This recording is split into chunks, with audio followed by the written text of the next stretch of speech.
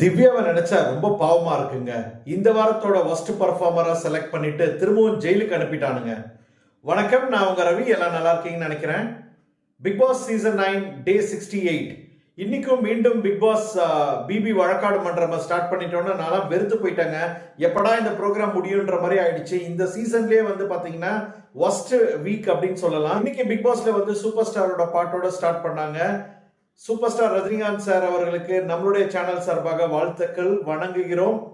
Happy birthday super star Rajini sir. இன்னைக்கு ஹைலைட்டே பாத்தீங்கன்னா திவ்யாவும் கமருதீனும் சண்டை போட்டதாங்க. கமருதீன் போடின்னு சொன்னதுனால உண்மையிலேயே திவ்யா அழுதுட்டாங்க. நீலாம் என்ன ஜென்ம, என்ன லாங்குவேஜ் யூஸ் பண்ற அப்படின்னு சொல்லி இவங்களும் ஓவரா பேசிட்டு கடைசியில இவன்லாம் இப்படிதான் அப்படின்னு சொல்லி போனது எந்த விதத்திலயுமே இவங்களும் அவனுக்கு சலைச்சவன் இல்லைன்ற மாதிரி இவங்க வாடா போடான்னு சொல்லி அவங்க வாடி போடின்னு சொன்னதுக்கு ஈக்குவல் ஆயிடுச்சு அப்படின்னு நினைக்கிறேன்.